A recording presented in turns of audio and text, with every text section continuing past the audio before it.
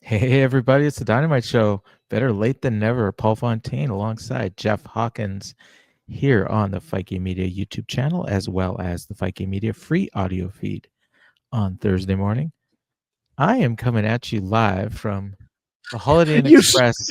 you sound like you're on NPR down Do here. I? Well, I'm trying to. I mean, there's nobody around, but I still am trying to be mindful. I'm in a lobby of the Holiday Inn Express in I can't remember what Colwood, British Columbia, which is part of Victoria, and here on holidays with my family. They're in the room, and I'm here. And I watched I watched AEW Dynamite tonight while I was waiting in line to get on a ferry. And then I finished watching it on the ferry, and then my internet died as we were about to start the show. So I assume we're broadcasting live right now.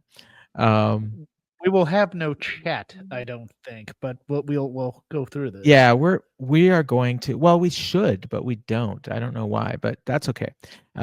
People that didn't see this on YouTube can definitely listen to us in the morning. Maybe we'll get more downloads than usual. But Jeff, before we get into Dynamite, and honestly, this is going to be.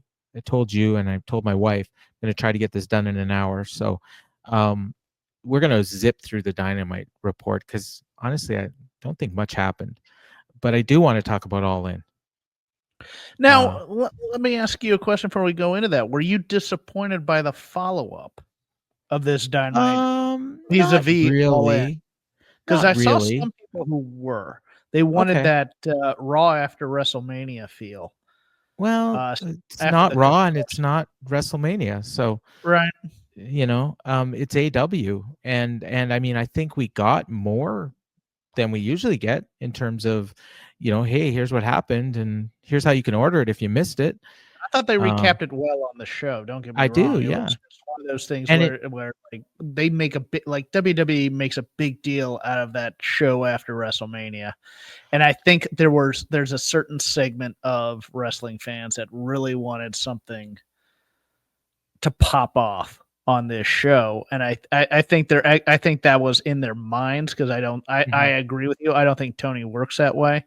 Right. I think Tony looked at him and goes, I'll give you this all-star tag match. You'll be happy. And we kicked off the show with Hangman and kind of a State of the Union address, and just, hey, I mean, the chapter of one story ended and the chapter of the next story is going to begin, and we don't really know what that next story is, I don't think. And again, I will be out front. I did not see the main event, so if they set up something in the main event that tells you clearly what the next direction is, other than MJF is lurking, but I don't think that's happening anytime soon. But to your point, you wanted to talk about All In real quick, so let's do that. Well, and by real quick, it may end up being more than we talk about Dynamite, honestly. Okay. Yeah. Cool. I watched it. It was a hell of a long show. No, like, so I started watching it on Sunday, watched the pre-show, and then I watched the pre-show up until the matches started, although I zipped through a lot of it. But there was actually some good content I thought on the pre-show that wasn't wrestling, like in terms of interviews and stuff. So I did watch a lot of that. And then I watched the matches, and then I watched All In, and it took me 2 full days of watching, to which point, like, my wife even said, "Oh, are you all caught up?" I laughed at her, and I'm like, "No." I said, "I haven't even finished the first show yet." And then I did finish the first show last night, and I started watching NXT, and I got almost through that.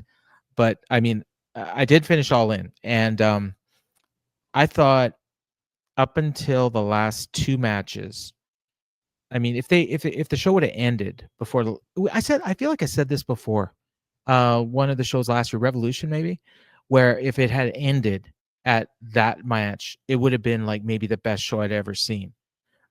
And then the last 2 matches were really good, great even, but even though Omega Okada was great, it didn't meet expectations, and I was also confused. And I haven't listened to any recaps, so I don't know if I'm the only one that was confused, but I thought they were under Continental rules, and you had Ibushi out there seconding him. And I remember a Continental match where the ref was furiously screaming at someone, "You can't be here, get out." I think it was it was Mike Bailey was trying to check on Kevin Knight or something, and Aubrey was having none of it. Like, you out of here, you're gonna be fired, dude. And then Don Callis is pulling the referee out and like hitting Kenny, and then apparently Tony explained after, this match was under unified rules, but going forward, it's going to be under the Continental rules. Are we ever going to get back the 20 count for tag team matches? Oh, that's God, what I'm no. And then the main event.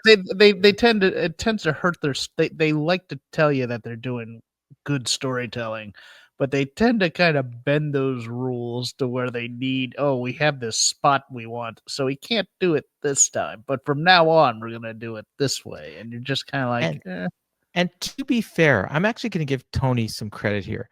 I think in his mind, he thought it was clear, but it clearly wasn't. So he had to explain it. I think all along, in Tony's mind, no, we're not using the Continental rules for this match because it's the unified title, and that's different. He's probably got a rule book somewhere that has. I'll let you complete your thought, and then I'll go through what I thought of the card. Well, I kind of want to talk about a few things, but I want to ask you, Jeff, what did you think of the main event? It's interesting because my mom, I'm at my parents' house, and my mom came in, and her sense of justice kicked in real quick. Oh, especially about the he should be able to use crushed glass like that. I mean, the blood absolutely turned her off. I thought it went hardcore quick, and I thought, I kind of go back and forth on it. I thought it was kind of excessiveness. But it's what Moxley has been doing this entire time as well, so I wasn't shocked by it. But at the same time, I'm just like, oh man, it's gonna be this kind of match. I didn't mind it. I didn't mind it. I thought the run-ins. We knew there were gonna be a ton of run-ins, and they made sense for the storyline. But they nailed the landing on it, so I can't complain all that much about it. For the card itself, I thought, oddly enough, they had a much better strategy on this one than they have on previous pay-per-views, in that they made it, but it also worked against them in a way. They made the second half of this pay-per-view main event heavy kind of a thing, where it's like the banger to end it, as opposed to spreading them out throughout the card. Now, where that hurts you is that you could have dumped the entire first half of this card. For my money, it could have. It could have been off, like the gauntlets and all that. I get that this is your WrestleMania, quote unquote, or this is your big show of the year, and you want to get as many people on as you can. But my God, some of those early matches I thought overstayed their welcome until we start getting to the tag match. The tag match I thought was the best thing on the show. Oh, by miles. Okay, good. Well, I won't go by miles because I really like that women's match. I thought the women's match was the second, and the main event was the third.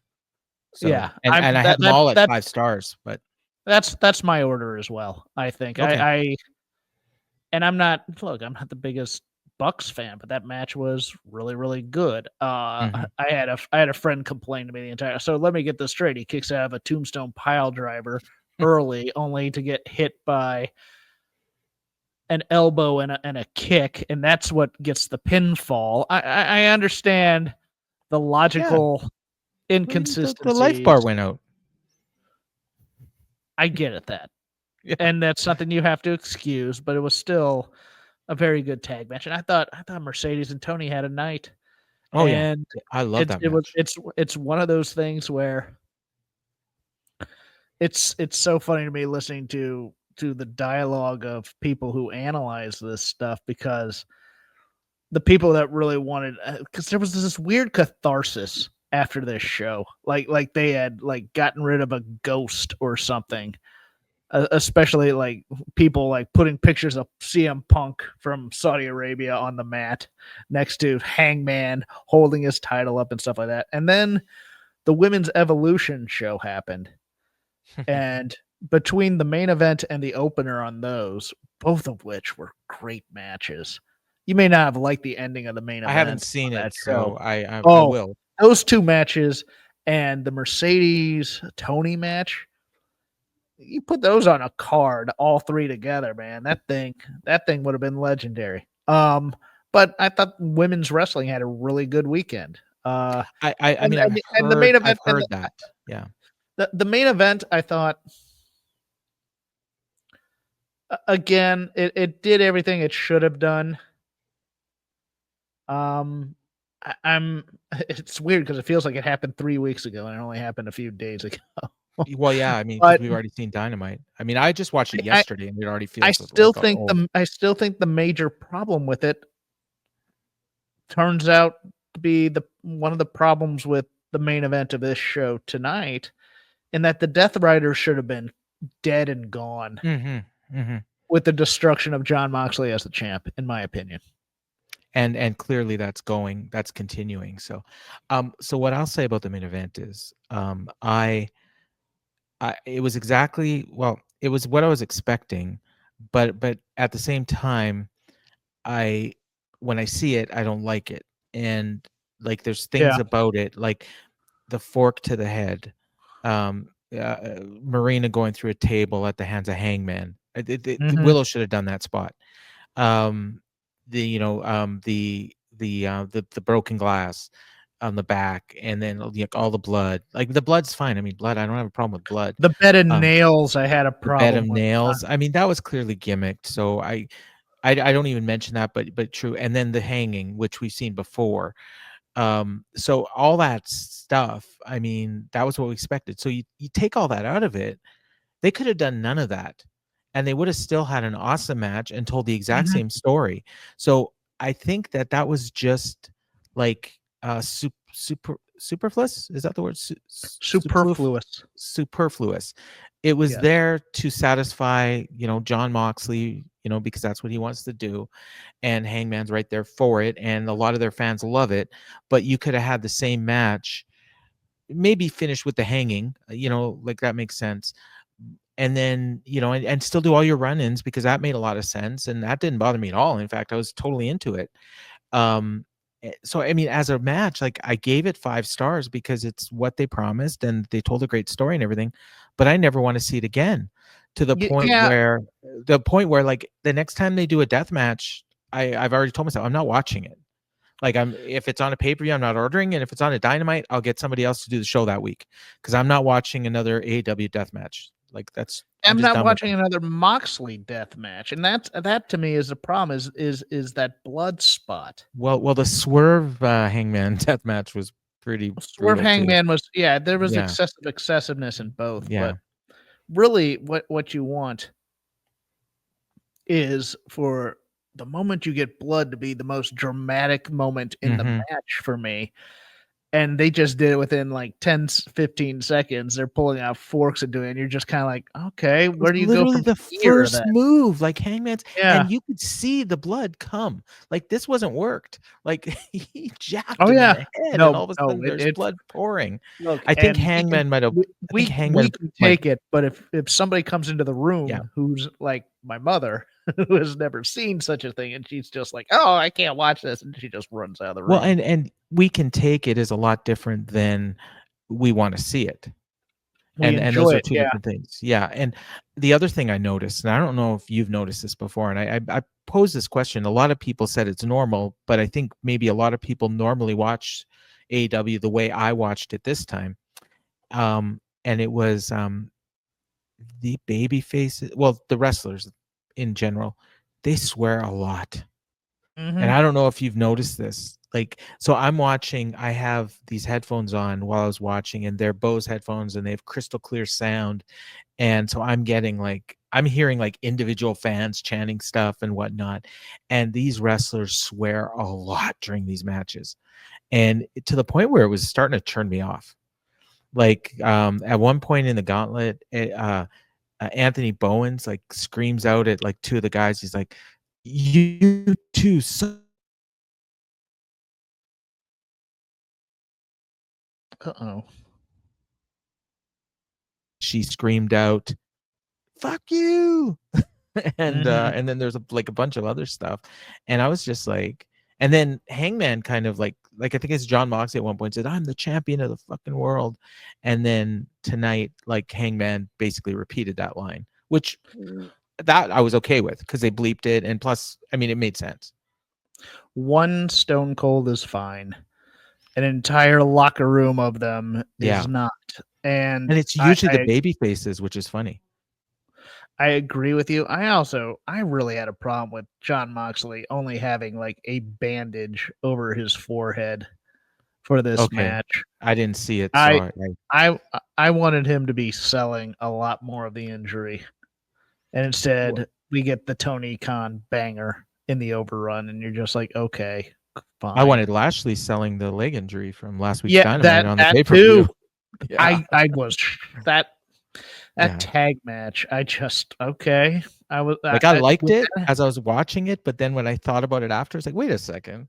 I was mad at it when I saw it. It's like, okay, what was the point of destroying his leg if it leads to nothing within this match? You know the point, right?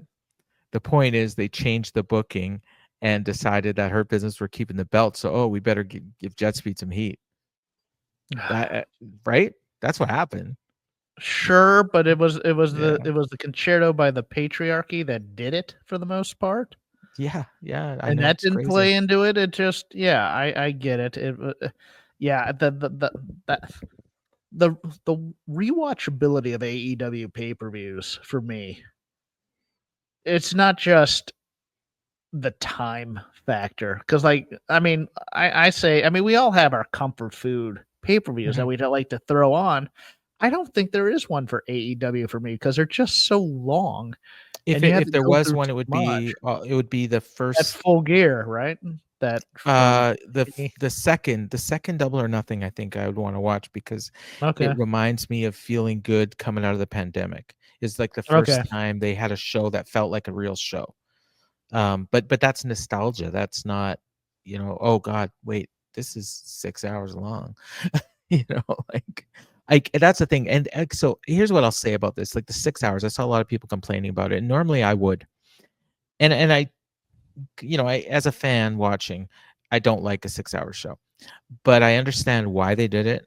And I think they needed to do it. And I think it's smart that they did do it, even though I didn't particularly like it. Does that make sense?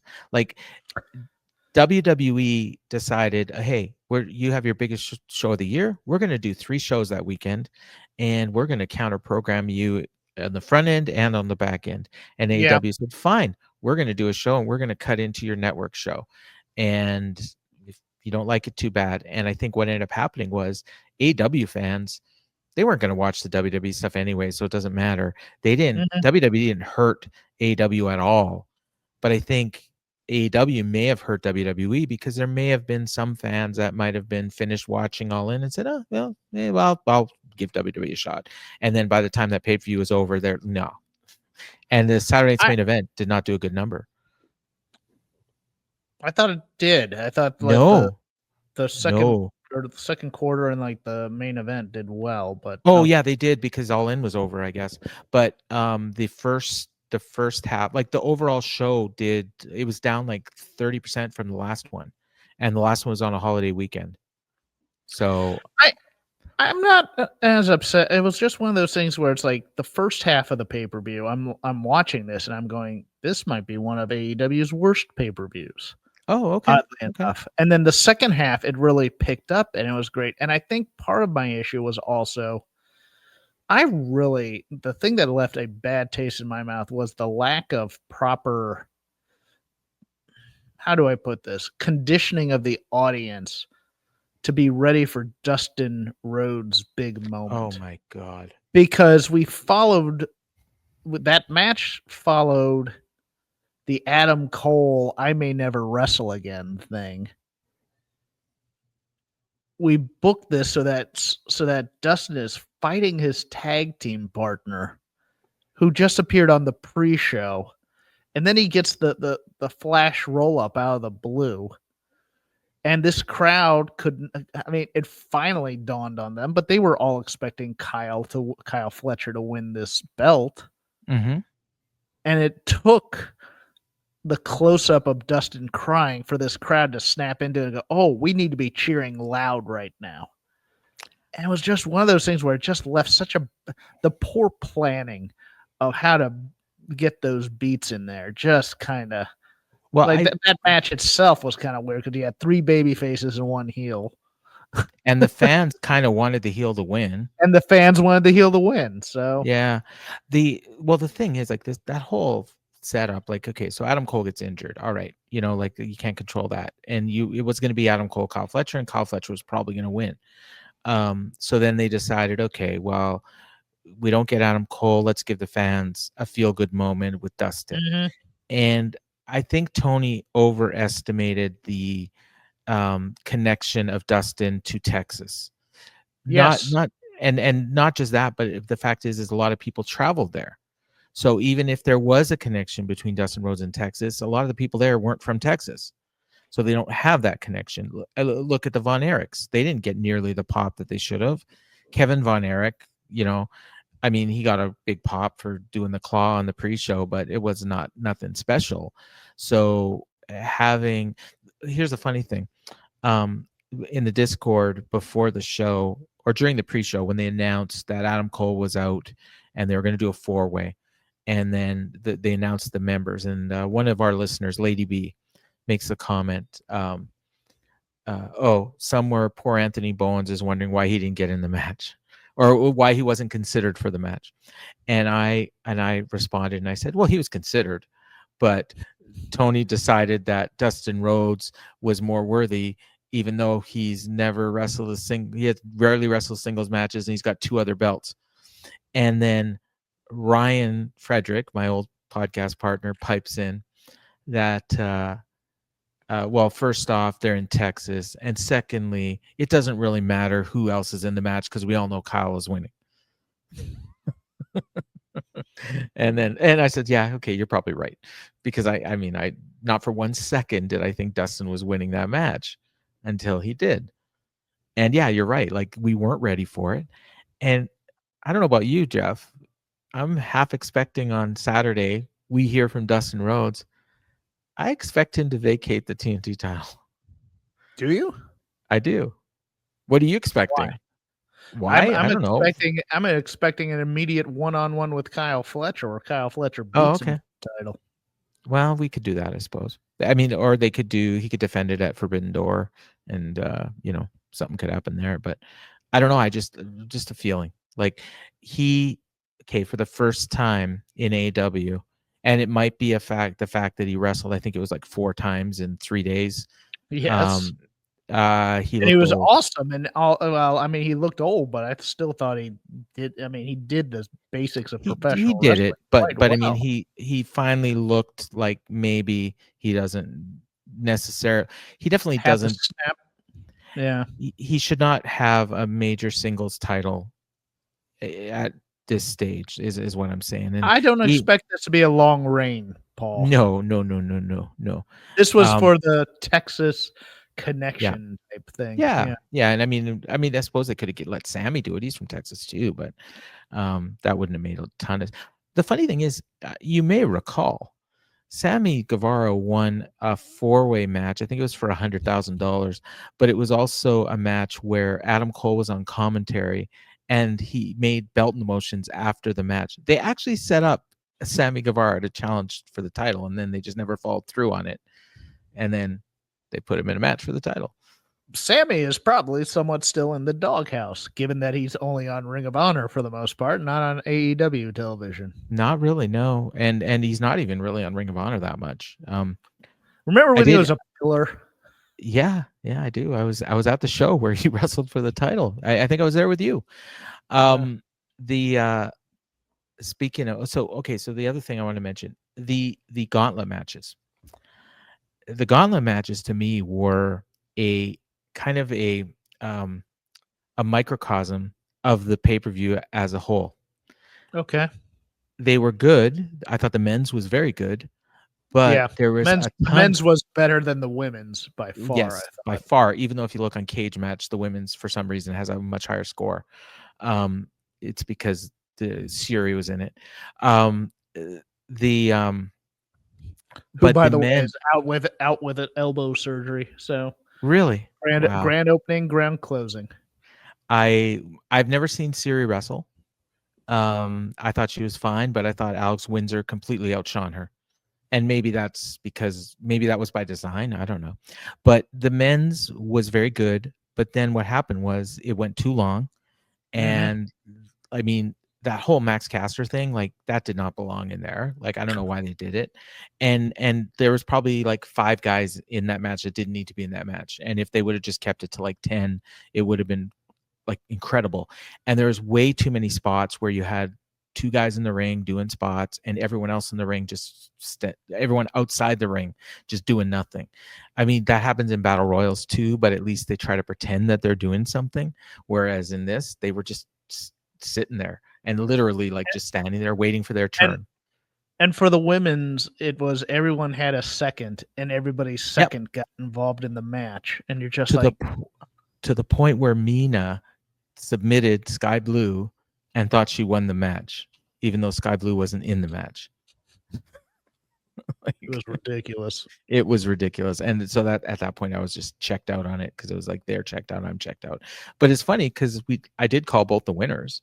I predicted MJF and Athena. So, I was happy about that. Although Athena winning kind of made me think, oh, maybe Mercedes is actually going to beat Toni, but no, that's not what happened. So maybe what's going to happen is Athena is going to end up winning the title, and then maybe they do Mercedes Athena for the belt at some point down the road. I found, and I still continue to find, that they need to clarify for the audience, for the AEW audience, is Athena a babyface or a heel? She is 100% a heel. She's a heel now, but it's one of those things like, why to me? Because the whole story is she is the forever champion at Ring of Honor.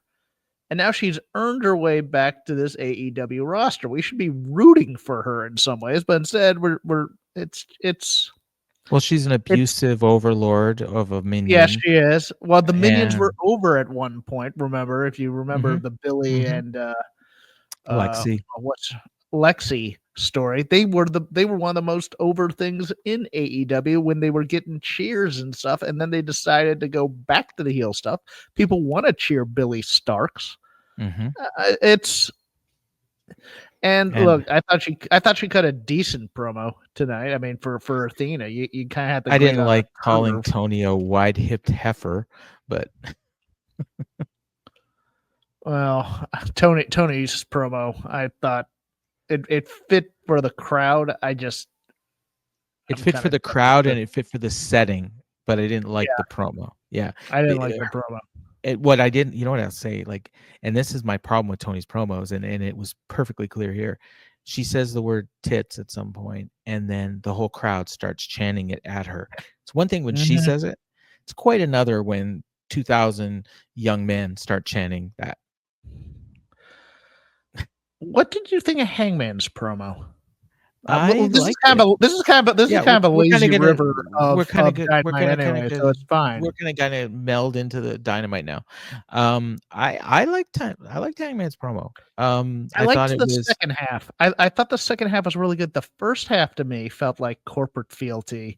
Felt like almost Toni was doing the talk. Tony Khan was doing the talking of we vanquished WWE for the weekend, and all of you were a part of it. I'm just like that's part of that kind of release that a lot of the fan base had after the show, and I'm just like, no, I don't want this part of it. I want Hangman to establish himself as the champ within this world type thing. I don't want it to be a metaphor of the two wrestling companies going at it. And the problem is WWE counter programming also forces them to live rent free in Tony's head quite a bit. And I thought that was kind of a misstep, but I liked once he got going, I thought Hangman was fine and fired thanking everybody in order and eventually landing on Swerve, and then going into Moxley like that was good. Okay, Hangman Swerve isn't finished. Obviously, Swerve helped Hangman at the pay-per-view, although Swerve says he wasn't there to help Hangman. So that's interesting. Like he did say that, right? That's fine. That's fine. Yeah. We can have that in the shirt pocket. Now, am I conflating him and Edge? I think I am actually. I don't think. Oh, that's possible too. Yeah, because I think it was Edge that said he wasn't there to help Christian. Whereas I don't think Swerve has actually told us yet. Although he did throw Hangman the chain, so that's pretty clear. Hey, use this, buddy. So yeah, I kind of agree with you. I didn't really think about the raw WWE stuff, but now that you mention it, yeah, it's pretty clear that was what was going on there. And it's funny because listening to AEW fans since Saturday, between how they did and between how WWE, in some ways, the show was couple of shows weren't as well received. I will say, going from watching All In to immediately starting Great American Bash, WWE looked so minor league. Like, it was unbelievable that they ran a pay-per-view in that venue, darkened, with the crowd was kind of dead. NXT is ice cold right now. Yeah, and a lot of their problem is a lot of their personality derives from the fact that they're using Evolve and TNA people all over the place. Yeah, and LFG. But I thought they got a lot of mojo back from that Evolution paper, from the Evolution. Did they? Okay. So I haven't seen that yet. Again, as I mentioned, crowd. Look, I get the critique of the crowd. The crowd kind of played it up, knew their role, so to speak. But okay, so do AEW crowds. Don't. Oh yeah. Just because they wanted that they had a notion to have the show succeed, doesn't mean the show wasn't a success. Because there were two the opener and the closer. And look, I'll even give some to Tiffany Stratton and Trish in a way. It wasn't my favorite, man. If I go 1-2, I go opener and main event. But there wasn't necessarily a dud other than the Battle Royal on that show for me. So, and they ended up with a decent crowd, right? Like, didn't they get like 8,300 or something? Yeah, no, they had. Some of it was papered, but sure, but same thing at All In. Yeah, I'm pretty sure they probably 5,000 comps. Saturday night's main event, I think, started kind of that momentum with the main event, because I thought Goldberg had a better night than he had a right to. I'm not going to say it was I haven't seen that either, so I don't know. It wasn't great, but they forced him to go like work a match for 20 minutes. I think. Okay. Because of the Seth Rollins injury. But I heard about that. But look, I'm not. This is an AEW show. I want to talk about AEW, and I thought, it was one of those things where it's like, yeah, I was watching that too. I was watching. There's a little bit of chest puffing, but for me, it was there was something about not having buzz from within the wrestling community since Punk, where they felt like, right, we got a monkey off of our back. Yeah, and they're finally. And one other thing I will say, and this plays into Dynamites, because we already talked about the Page promo, so we'll get on with the rest of the show. But one thing kind of hit me today, and I've mentioned this before. We all know Tony has like 200 people under contract, and he doesn't have nearly enough like airtime to feature them all. What I've noticed, and I mentioned this a couple months ago, and it's even more clear now, he's got like maybe about 40 to 50 people that he uses regularly now, and the rest of them just are basically benched. Occasionally, they might show up in Ring of Honor or show up as jobbers, but for the most part, it's the same people on TV every week. And it's to the point now where, and I think he's hitting this point where it doesn't really matter what he advertises. And he can advertise nothing. Who's going to be on the show. The Death Rider is going to be on the show. Hangman's going to be on the show. Swerve and Ospreay. Not Ospreay right now because he's written out, but the Bucks are going to be on the show. Like, you've got your core, the women, Willow, Chris Statlander, Thekla, Mercedes, Sky. Aminata, yeah, like all these people, they're on every week. They're either going to be on Dynamite or Collision, and it's good. And because of that, it's getting better, and the people are getting more over. Even your like Mexican wrestlers, Hechicero, Bandito, are starting to get over because they're on every week. Somebody in the Discord, Matt, who's a listener, and if you're listening, hey, shout out to Matt. Brought up how is it that AEW is able to get CMLL wrestlers over when ROH never could. And it's like, well, it's because they're putting them on TV every week, and people are getting used to them, and they're getting used to their moves, and they have feuds that people care about. Whereas in ROH, and this was happening in AEW up until maybe 6 months ago, they would just show up randomly, they'd wrestle, and then you wouldn't see them for 6 months. They'd have a good match, yeah, and then they wouldn't win. They wouldn't be followed up on. Like, remember all the buzz for El Hijo del Vikingo in that Kenny Omega match, and they did nothing with that goodwill. Absolutely nothing. No. And then he got injured. Well, and then he was also part of the fallout with AAA because he was a AAA guy. Yeah. But I mean, even with like Commander.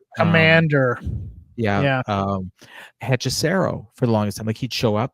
And like at one point he's in one faction, and then the next time you see him is 4 months later he's in a different faction. Well, now he's been on TV almost every week for like 2 months, and people care about him. No, he had that match with was it Danielson that was really, really good.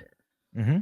And that was the point where it's like, okay, let's put this guy back on TV and let's have him start winning. And then they didn't. They had him lose to a couple more guys, and then they took him off for a while, and then they reintroduced him with the Callis family, which was kind of a shock.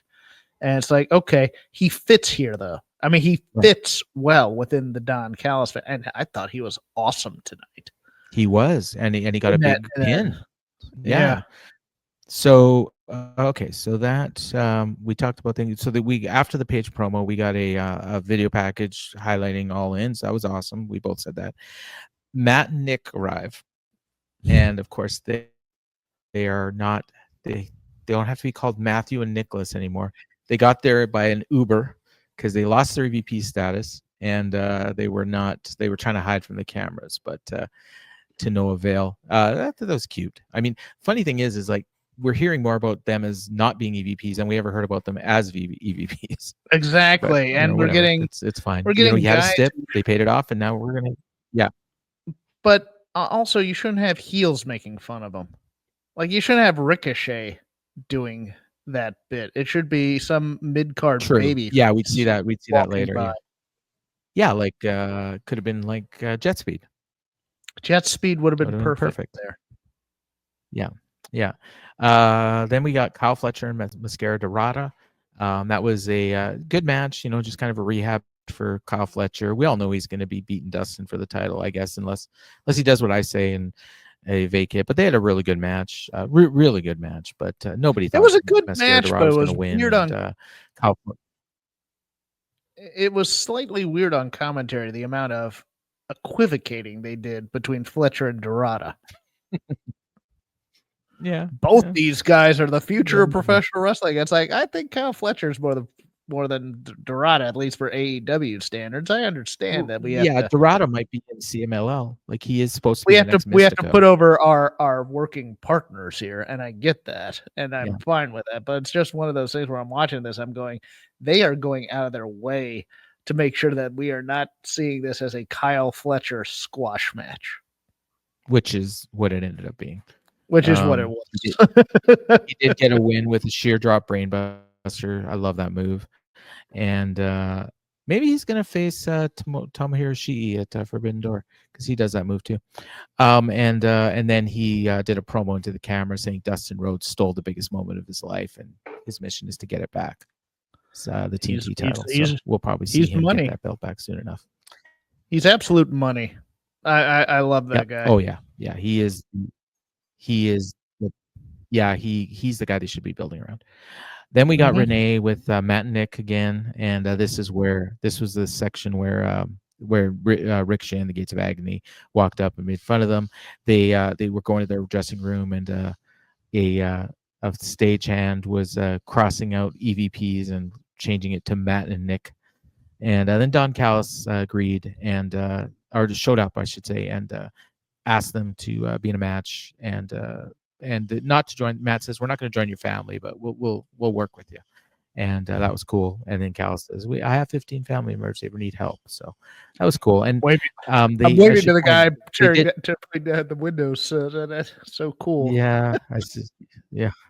It's where I am. He's being seen by dozens of people worldwide. Dozens of us. Yeah, so that was a cute little segment.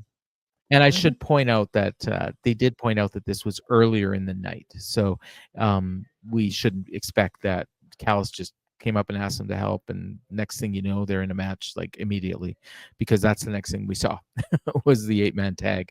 And this match was awesome. It was a party match. It was I believe they called it an 8-man all-star, or maybe that was the main event. I don't know. I wouldn't call them all stars. It was an 8-man, some stars and some guys.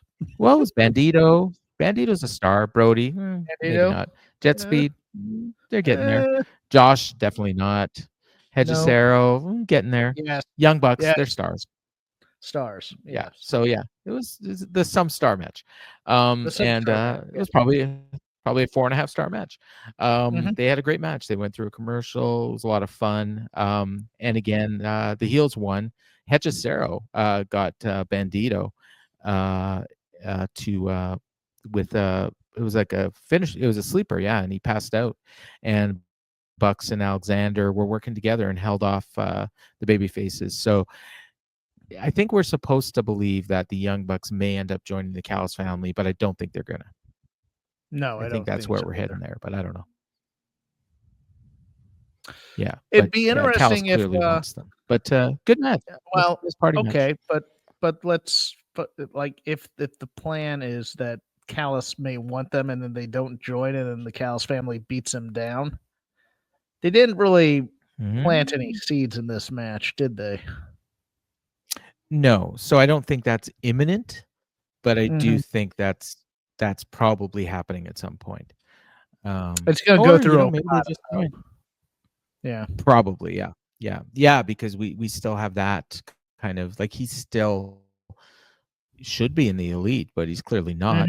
In fact, I don't even think there is an elite anymore. So next we got something I didn't really like. I don't know about you, but Adam Copeland. And this just didn't hit. And so he did a promo. He explained what happened with Christian. He said he wasn't there to help Christian. He was there to get after FTR. Did a long thing about his story with FTR. He lied and said that when he was in WWE, they talked about becoming AEW Trios champion. I don't even think the AEW had a Trios title yet.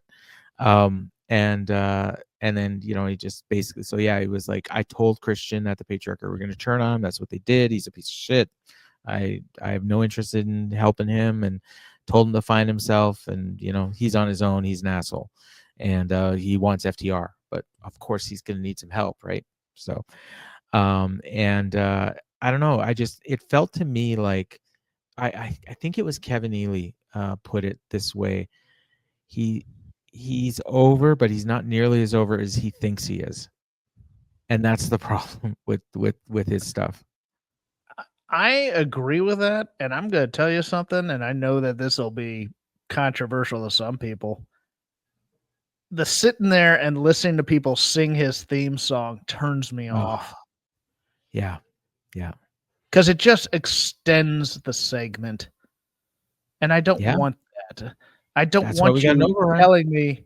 I don't want you telling me that you're better, or not better, but I just want. Look, you're a living legend. I get that, but I don't want you acting like a living legend. I want you acting like a senior member of the roster who's still hungry, as opposed to doing the Randy Orton victory lap type of gimmick type thing. I also do not buy any of the logic in this Christian story.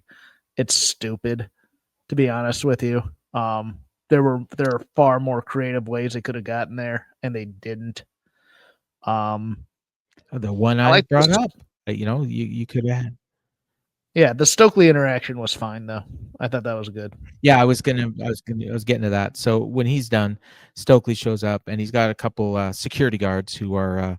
One of them was Kevin Koo, who's wrestled before. I've seen the other guy before, but I can't place his name.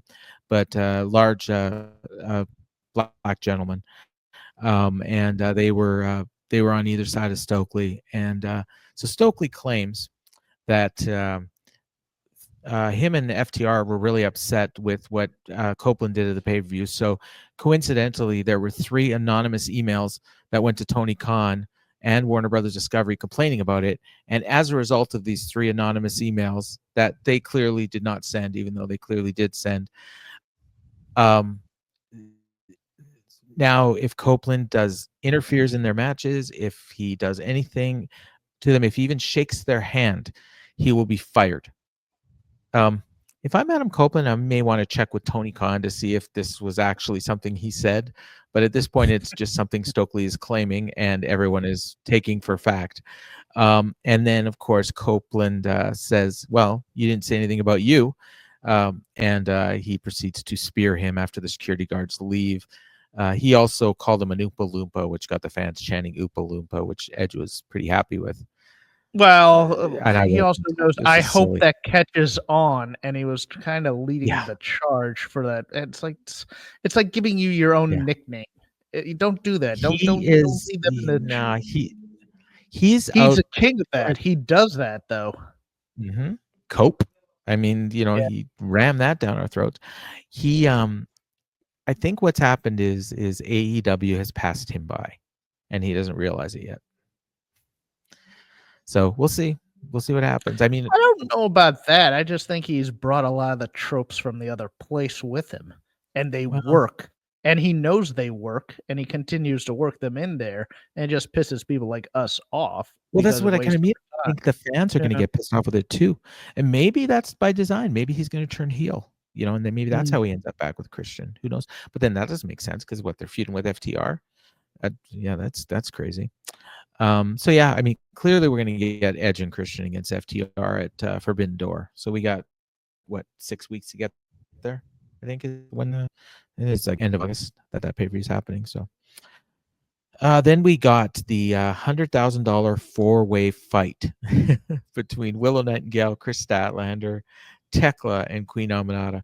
So while I was vacationing today, I was perusing Blue Sky. And I saw Lance Storm posted, what do people win when they win normal matches?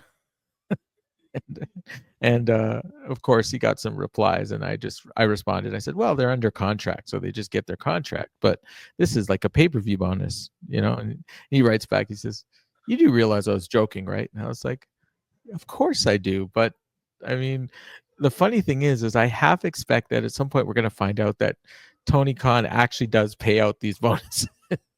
I wouldn't be at all surprised if we found that out at some point. It's like, AR Fox all of a sudden, found he has an extra $150K in his bank account for winning these goofy matches.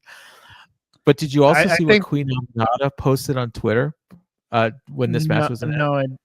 No, I did, and I forget, but it's one of those things where she promised that she was going to win it, and she said she was making a $100,000 donation to support anti-ice like organizations or whatever.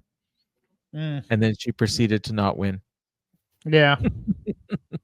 Which I thought was funny. If she had won, Tony might have been on the hook for $100K. If there were any lingering issues between Tekla and Aminata, they seem to really enjoy working with one another. Yeah. I mean, there is a trope that they're getting into with these 4-ways. I don't know if you've noticed it, but what ends up happening is the 2 biggest stars in the match end up fighting to the back, and then that leaves the other 2 to settle it. This has happened numerous times with both men and women. I've noticed it over the last month or so. So it's something to keep an eye on. But as you could have guessed, what ended up happening was Willow and Chris Statlander fought to the back, and we ended up in the ring with Aminata and Tekla. And then Sky Blue came to the ring, distracted Tekla. Julia Hart shows up, misted Aminata, or sorry, I should say she distracted the ref. And Julia Hart came in, blue mist at Aminata. Then Tekla hit a curb stomp, got the win. And we've got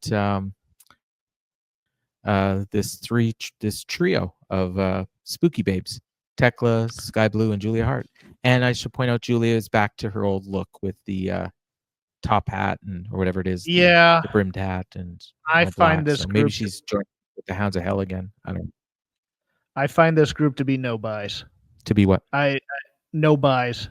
I just I don't like it. I think Tekla being crazy or whatever, I like that, and I like her kind of on her own, and I don't think she needs a crew necessarily, and I certainly don't want her with.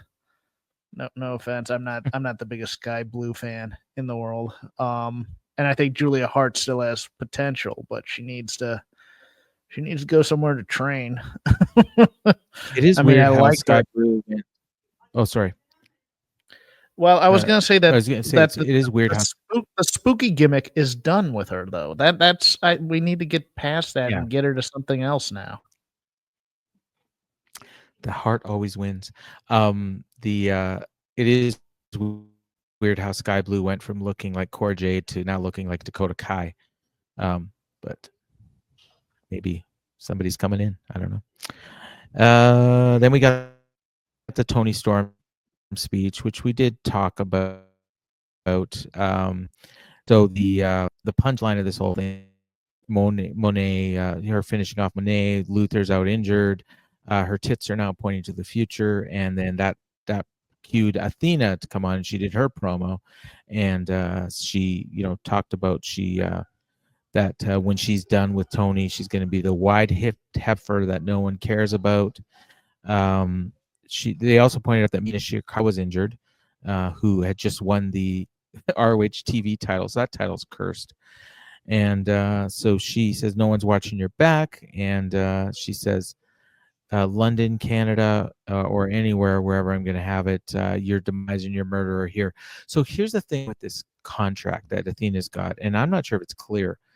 Apparently, Tony Khan has said that people can take their title shot whenever they want it, which has traditionally meant a cash-in, and that's what happened last year. But people are now assuming that Athena is actually going to call her shot and pick when she wants to face Toni. Meanwhile, MJF is clearly already said he did a promo tonight. I can't remember. I don't know if we skipped it or if it's still to come, but he talked about how he is going to. He said he could have, if Moxley had won, he was just going to cash in right then, but he's going to wait to do it to Hangman. So, because he has something to prove with Hangman, is what he said. So, anyways, next week on Dynamite, and I think this is the only match they announced, Toni Storm is going to face Billy Starks. So, that is not going to be a good night for Toni, or for Billy, I should say. I don't think it's going to be a long match. I think it's going to be one of those where Athena runs in. I hope they don't do a long match, but it's Toni, so who knows? It might be like the Mercedes match that they had with Billy a while ago. Yeah, we'll see. Let Billy get some reps in, type of a thing. Kip Sabian, Nick, and Shayna Wayne's breasts were doing a promo next. Come on. Okay. She said some stuff. I had a hard time concentrating on what she was saying, but the whole point of this was to take it to Nick, who cut a really good promo. Well, she basically actually said that these are her boys now, and Nick is her prodigy, her son, and our prodigy, she said. And then Nick says, this is simple, Christian, you're past your expiration date. You're a liability to us. So when you took your own path to become the world champion, you used to get my face about all the titles you won and how many titles have I won. Well, it's not about how many titles I've won. It's how many I'm going to win. And I'm only 21 years old. I'm the youngest champion in the company's history. So the question is, how many titles will I win in the future? everyone is forced to view me as the face of TNT and AEW now and forever. I thought it was a really strong promo from Nick, but it was such a weird visual because you had Kip Sabian on the left, you had Nick in the center, who was shorter than Kip, and then you had Shayna on the right, towering over both of them, and her breasts just protruding out in the screen. Yes. Yeah, it was very distracting. I'm sorry. And she is very age appropriate, so I'm cool with that too. Nick is like 10 years older than 13 years younger than my son who's traveling with me right now. So Shayna got married in like 1985 or 86. So she's I was trying to do 50s. some math. Yeah, she's in her 50s. Okay. Yeah, and it looks good. Looks good. Still has her fastball. That's all I'm gonna say. Let's move on. Oh yeah. Yeah. All right. Don Callis came out. He did a promo for Okada. He didn't really say much. And Okada, he's out in a new robe and a new theme. And they had advertised Kazuchika Okada in action. I did not recognize the name of the I didn't recognize the person he beat. Apparently his name was Rafael Quintero. But Okada it was a very quick squash, a big boot, drop kick, rainmaker. I don't think they ever mentioned the name of his opponent. That's how big of a squash this. It doesn't matter, but it's still one of those things that is noticeable, given that they tend to like name everybody, kind of a thing. Yeah. I was assuming it was going to be Blake Christian when they said he's in action, but I guess that match will wait. A lot of people not liking this new Okada theme. Okay, well, I didn't really notice it, to be honest with you. So this is when my internet was starting to get spotty.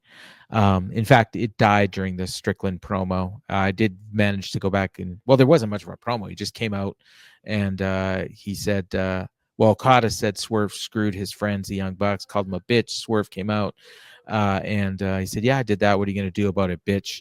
And Callis said something to Okada and they took off and left him there.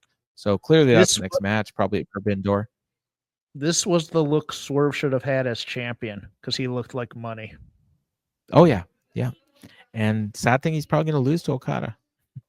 Mm-hmm. I can't imagine he's going to beat Okada. It's supposed possible, but I think eventually we're going to get heel Swerve again. That's my gut is telling me that, but I don't know that for sure. I'm not saying they're teasing it. It's just kind of how I feel. Then we got the main event, which was the party match that you talked about. So amazingly enough, Hangman was in this match, teaming up with Powerhouse Hobbs and Mark Briscoe against the Death Riders. Oh, by the way, that 8-man earlier, that definitely was the All-Star match because this was just a 6-person match. This is what you got to realize. The 8-mans are always All-Star matches. The 4-way singles matches are always for money. And then these trios matches are just matches. So it was, Hangman, Powerhouse Hobbs, and Mark Briscoe against the Death Riders. And we had a promo from Mark Briscoe. I don't know if we skipped that again or if it was. We did. We obviously skipped that in the MJF promo. Both were really good, I thought. Yeah. Oh, here we go. You know what? I did. I missed that. It was after the Copeland thing. So I do want to talk about this actually. So back, rewind button back a bit. We got a Briscoe promo where he said he set his sights on MJF and I'm backstage and if it walks and talks and acts like a bitch, it's a bitch. He dodged me that whole gauntlet, and the 2 things that I needed to do was whoop your ass to get that title shot. But thanks to MJF, I didn't accomplish either. I thought I was going to be done with you, but things are just getting started. And so essentially, you get the impression that he's going to cost MJF the match at some point. And then, like I said, we did have an MJF thing again. I'm because I was in the ferry, I wasn't taking notes, and I'm just thinking, but the MJF promo is interesting in that at one point MJF calls himself the best, best in the world, or I can't remember exactly the phrase he used, but Bobby glared at him. And I thought it was kind of cool. It was understated. Nobody called attention to it, but it was there. And if you saw it, you saw it, and if you didn't, well, you'll probably see it again at some point. So I did like that MJF interaction, and I thought the Briscoe promo was great. He wasn't maniacal like he usually is. He was serious, and he's promising he's going to hurt MJF at some point. So I like that. I do. You have nothing to add? Okay. Nope. So yeah, we got the main event again. Oh, sorry. Did I cut you off? No, I need to wrap this up. Okay, yeah, me too. Okay. So I didn't see the main event. So tell me what happened. It was a God, I'm trying to remember it. It was a pretty good 6-man. Okay. You know, Claudio gets his stuff in, Hobbs gets his power stuff in. Briscoe's kind of your babyface in peril, but I mean, it was, you know, it was kind of a party match a bit. I thought Briscoe looked really, really good in parts of this match, especially, you know, fighting from underneath. I could read the result, but the whole thing was to lead up to Darby showing up after the match. Yep, that's at the arena, and it looks like he's going to be next for Moxley. Okay, but so that'd be, that's how the match end is. Like we see Darby, and then Moxley gets distracted and gets hit with the buckshot. Despite the fact that no tease about what's next for Hangman then. No. Okay, all right. I kind of thought that's why this might be there, but I guess not. I was too, and I think they're going to be more building the match than the feud. Okay. So it feels like possibly a baby face or something. Reading the results, I almost get the sense they might even do a rematch. But you know, if you think they were leaning more towards Darby, then I'll take your word for it. Like Darby Mox. So maybe you do Darby Mox, and then Moxley goes on vacation for a while because he probably has a vacation coming. Yeah. All right. So Hangman, Powerhouse, and Briscoe beat the Death Riders for the win. Page pinned Castagnoli after a buckshot. Collision. We'll hear from Dustin Rhodes, Ricochet and AR Fox, part 85. Bandito, Jet Speed, and Mascara Dorada against Hechicero, Josh Alexander, Lance Archer, and Rocky Romero. I feel like I've seen that match 10 times. Roosh is back against Katsuyori Shibata, Taya Valkyrie and Alex Windsor, and Megan Bain versus Ty Mello with everyone banned from ringside. And that'll be Saturday. And then AEW Dynamite next week, we just got Timeless Toni and Billy Starks. So I half expect Ricochet or Roosh might be one of the first ones to challenge Hangman in terms of we could build up Ricochet being all over the place as being next man up and give Hangman an easy win. But Roosh versus Shibata there, that's another member of the Ops. If he wins that match, they could be just building up, okay, these guys who have been taken in the Ops are going to eventually face Hangman type of a thing, but we'll see. Or it could set up LFI against the Ops for the Trios titles. That's more likely than what's going to be. Yeah, and they'd be good Trios champions, actually. LFI, Dralistico, and Mortos. Mm-hmm. Dave will be in heaven if Mortos gets a belt. Well, now that Dustin has one, the guy that most deserves one is probably Mortos in this. Yeah. And hey, he could beat Dustin for that belt. All right, let's do your plugs because we promised an hour, and I want to thank you for staying up so late with me here, Jeff. Oh, not a problem at all. Shake them ropes. We will record later this week on the Voices of Wrestling podcasting super feed or our own feed. This week, all of the wrestling, ice cold takes. A lot of this, whatever news comes up. And then for Vader Club, we'll have Vader versus Dustin Rhodes from Clash 29. Oh, awesome. I remember that match. Dustin, new TNT champion, wrestling Vader, who is no longer with us. That's why I selected it, was because in honor of Dustin. Yeah. Awesome. All right, we'll look forward to that. And for me, I will be back with Jeff next week. Maybe doing a show with Garrett on Monday. Takedown, we'll see if I can catch up, which I probably won't. So for Jeff Hawkins, I've been Paul Fontaine, and this has been The Dynamite Show. Bye.